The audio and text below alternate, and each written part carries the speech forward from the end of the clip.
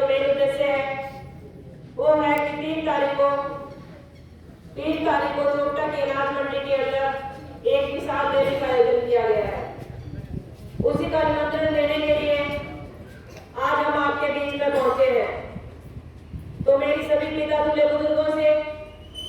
और आज की युवा नौजवान पीढ़ी से हाथ जोड़ के विनती है कि जिस हिसाब से आप एक मैसेज पे और एक फोन कॉल पे यहाँ इतनी भारी संख्या में इकट्ठे हुए हो, मैं आशा करती हूँ कि इससे 10 गुना संख्या में आप चोपटा रैली में भी पहुंचे, क्योंकि जो ये रैली है इसके अंदर हमारी 36 बिरादरी की नेता बहन कुमारी शैलजा जी पहुंच रहे हैं। तो एक बात मैं आपको बताना चाहूंगी कि जो 3 तारीख की रैली है वो एक शिक्षा का भी भविष्य तय करने वाली है, क्योंकि आपकी हाजिरी जितनी ज्यादा होगी, जितनी ज्यादा हाजिरी में आप वहां पे पहुंचोगे और बहन कुमारी शैलजा जी को जितना विश्वास दिलाओगे तो 100% चुनाव बहन कुमारी शैलजा जी शिक्षा से जो लोकसभा चुनाव है वो लड़ने का काम करेंगी। तो इसके साथ साथ हमें लोकसभा चुनाव की देखते हुए हमारा जो विधानसभा चुनाव आने वाला है उसको भी मजबूती मिलने वाली है। तो मैं आप सभी से यही कहूंगी कि एक लोकसभा सीट का भी और एक इलाहाबाद की विधानसभा सीट का भी जो चुनाव है वो आप भी करने जा रहे हो। जितनी बड़ी संख्या में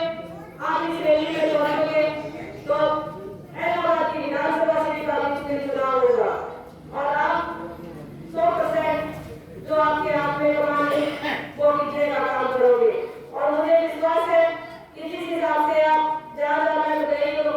सभी लोगों के बीच में गई हूँ, तो मुझे पूरा आशीर्वाद मिल रहा है और मुझे विश्वास है आप मेरे को आशीर्वाद देने का काम करोगे। पहले भी आपने देखा होगा कि जहाँ भी कोई किसान की बात आई हो, चाहे मजदूर की बात आई हो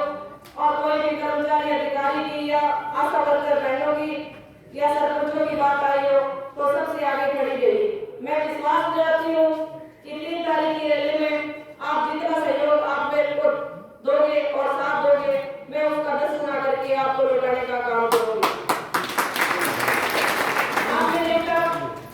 कि 10 साल से अधिक का समय 10 साल हो गए बीजेपी सरकार को आई।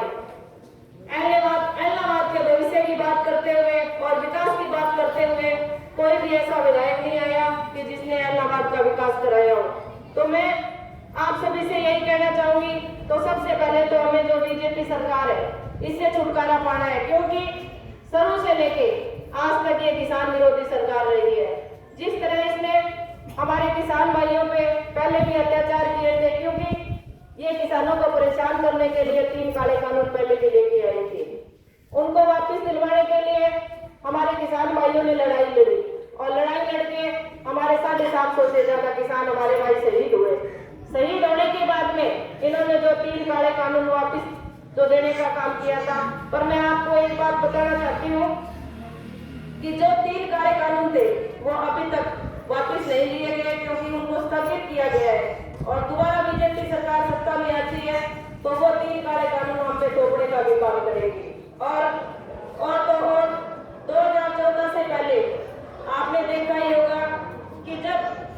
हमारी कांग्रेस की सरकार थी तो उस टाइम शायद कोई भी ऐसा किसान नहीं था कि उसको अपने हक लेने के लिए धरनों पे बैठना पड़ा होगा। मैं आप ही से पूछना चाहती हूँ कि इस तरह की कोई आज नौबतें आ रही है, इस तरह की नौबतें आई थी क्या? हमारे किसानों को 16-16 दिन तक नहरों में पानी चलता था और हमारी जो फसल थी उसकी टाइम पे बुआई होती थी और जो किसान को खाद बीज और कोई कीटनाशक दवाइयाँ मिलती थी वो आज डुप्लीकेट मिल रही है और उस टाइम हमें 100% जो दवाइयाँ मिलती थी और सस्ते दामों पे मिलती थी। तो मैं आपको ज्यादा ना कहते हुए यही कहूंगी कि जो बीजेपी सरकार ने एक और चीज बताई थी कि पहले 50% आरक्षण महिलाओं को दिया था और जब हमारी जो 50% महिलाएं जब सरपंच बन के गई और जब उन्होंने अपने हकों पे बात आई और हक मांगे तो इन्होंने उन पे भी लाठियां बांधने का काम किया था। और एक दूसरी ओर जो हमारी बेटियां, एक साइड इन्होंने नारा दिया कि बेटी बचाओ बेटी पढ़ाओ का, तो दूसरी साइड जब हमारी बेटियों पे बात आई, गोल्डन बात करते हुए मैं आपको बताना चाहूंगी कि हमारे देश का गौरव थी वो, और उनको भी इस सरकार ने किस तरह पैरों तले कुचला। तो मैं आप सभी से यही कहूंगी कि भाइयों, आज जो चुनावी वर्ष है, आप सभी को हर तरह की योजनाएं दी जाएगी, चाहे आज नौकरियां निकालने हैं। मैं इनसे पूछना चाहती हूँ कि इन्होंने 2 करोड़ नौकरियों का वादा तो पहले ही किया था, तो आज जो हमारा युवा है वो बेरोजगार क्यों है? आज जो हमारा युवा है वो नशे की गिरफ्त में क्यों है? क्योंकि जो सब जो करा कराया है वो बीजेपी सरकार का है। बीजेपी सरकार नशा मुक्त करना चाहती तो ये कब की कर चुकी होती, क्योंकि नशा आने भी ना देती। तो देखिए, ये इनकी सोची समझी चाल है। तो हमारी जो आंखों में पट्टी बंदी है वो हमें खोलनी होगी, और जो 2024 का चुनाव है, हमें एक साथ खड़े होकर 36 बिरादरी को एक साथ लेके हमें लड़ना होगा। क्योंकि अब की बात तो हमारे पास जो वोट का अधिकार वो भी है, पर मैं दोबारा यही कहूंगी कि बीजेपी सरकार दोबारा सत्ता में आती है तो जो हमारे पास ये वोट का अधिकार है वो भी छीनने का काम करेगी, और हो सकता है दोबारा जो इलेक्शन लड़ने का या वोट डालने का अधिकार हमें ना भी मिलेगा। तो इसी के साथ मैं अपनी वाणी को विराम देते हुए, ज्यादा ना कुछ कहते हुए यही कहूंगी कि हमारा जो पहला ये है कि हमें जो हमारी कांग्रेस पार्टी है उसको मजबूत करना है, और जो आपके पीछे